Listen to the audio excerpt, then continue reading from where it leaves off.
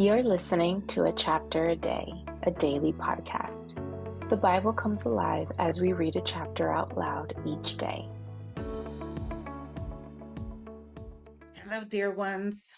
It's time for a chapter day with Connie, and today we are reading the final book of First Kings, which is the final chapter of First Kings, which is chapter 22. First Kings chapter 22. For 3 years, there was no war between Aram and Israel. But in the third year, Jehoshaphat, king of Judah, went down to see the king of Israel. The king of Israel had said to his officials, "Don't you know that Ramoth Gilead belongs to us, and yet we are doing nothing to retake it from the king of Aram?"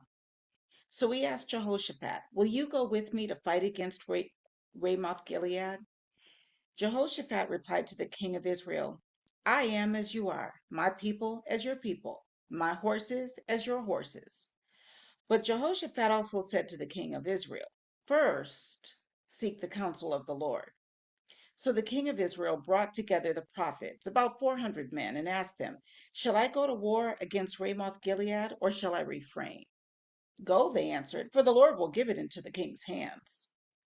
But Jehoshaphat asked, "Is there not a prophet of the Lord here whom we can inquire of?"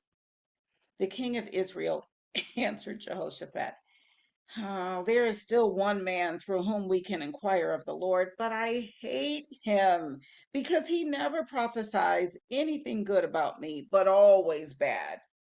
He is Micaiah, son of Imlah." "The king should not say that," Jehoshaphat replied.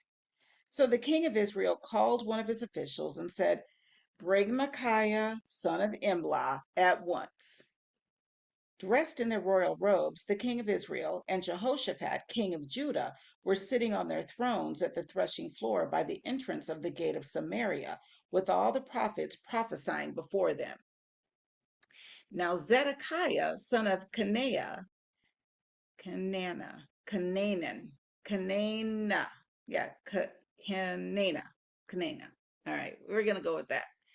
Had made iron horns, and he declared, "This is what the Lord says.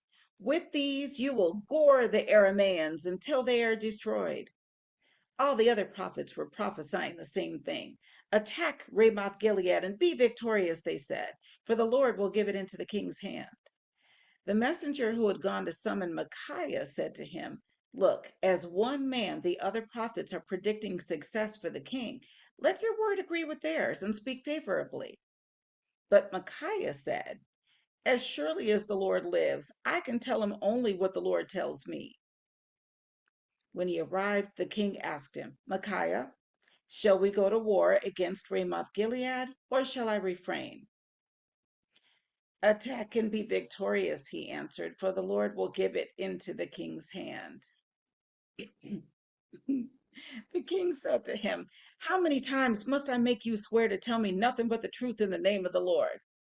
Then Micaiah answered, "I saw all Israel scattered on the hills like sheep without a shepherd. And the Lord said, 'These people have no master. Let each one go home in peace.'" The king of Israel said to Jehoshaphat, "Did not tell you that he never prophesies anything good about me, but only bad?" Micaiah continued, "Therefore, hear the word of the Lord. I saw the Lord sitting on his throne with all the host of heaven standing around him on his right and on his left.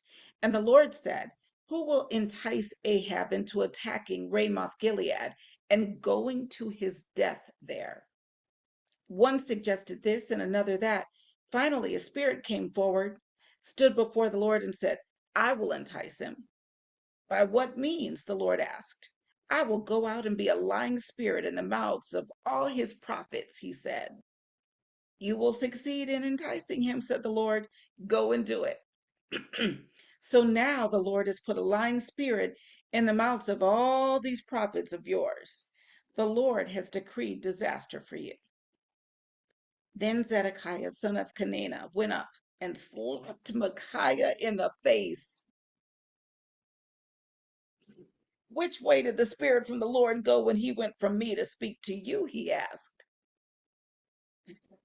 Micaiah replied, You will find out on the day you go to hide in an inner room. Ooh, they're talking smack to each other. Then the king of Israel then ordered, take Micaiah and send him back to Amon, the ruler of the city, and to Joash, the king's son, and say, this is what the king says. This fellow in prison, and give him nothing but bread and water until I return safely. Micaiah declared, if you ever return safely, the Lord has not spoken through me. Then he added, mark my words, all you people. So the king of Israel and Jehoshaphat, king of Judah, went up to Ramoth Gilead. The king of Israel said to Jehoshaphat, I will enter the battle in disguise, but you wear your royal robes. So the king of Israel disguised himself and went into battle. Now the king of Aram had ordered his 32 chariot commanders, do not fight with anyone, small or great, except the king of Israel. When the chariot commanders saw Jehoshaphat, they thought, surely this is the king of Israel. So they turned to attack him. But when Jehoshaphat cried out, the chariot commander saw that he was not the king of Israel and stopped pursuing him.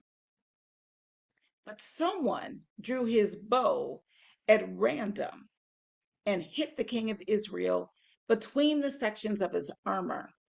The king told his chariot driver, wheel around and get me out of the fighting. I've been wounded. All day long the battle raged, and the king was propped up in his chariot, facing the Arameans. The blood from his wound ran onto the floor of the chariot, and that evening he died. As the sun was setting, a cry spread through the army, every man to his town, every one to his land. So the king died and was brought to Samaria, and they buried him there. They washed the chariot at a pool in Samaria where the prostitutes bathed. And the dogs licked up his blood, as the word of the Lord had declared. As for the other events of Ahab's reign, including all he did, the palace he built and inlaid with ivory, and the cities he fortified, are they not written in the book of the annals of the kings of Israel? Ahab rested with his fathers, and Ahaziah, his son, succeeded him as king. Jehoshaphat, son of Asa, became king of Judah in the 4th year of Ahab, king of Israel. Jehoshaphat was 35 years old when he became king, and he reigned in Jerusalem 25 years. His mother's name was Azubah, daughter of Shilhi. In everything, he walked in the ways of his father Asa and did not stray from them. He did what was right in the eyes of the Lord. The high places, however, were not removed, and the people continued to offer sacrifices and burn incense there. Jehoshaphat was also at peace with the king of Israel. As for the other events of Jehoshaphat's reign, the things he achieved and his military exploits, are they not written in the book of the annals of the kings of Judah?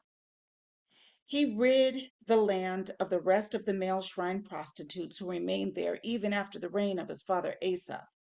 There was then no king in Edom, a deputy ruled. Now Jehoshaphat built a fleet of trading ships to go to Ophir for gold, but they never set sail. They were wrecked at Ezion Geber. At that time, Ahaziah, son of Ahab, said to Jehoshaphat, let my men sail with your men. But Jehoshaphat refused. Then Jehoshaphat rested with his fathers and was buried with them in the city of David his father. And Jehoram, his son, succeeded him.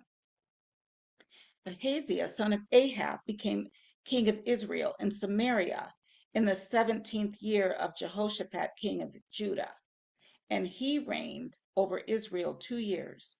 He did evil in the eyes of the Lord because he walked in the ways of his father and mother and in the ways of Jeroboam, son of Nebat, who caused Israel to sin. He served and worshipped Baal and provoked the Lord, the God of Israel, to anger, just as his father had done.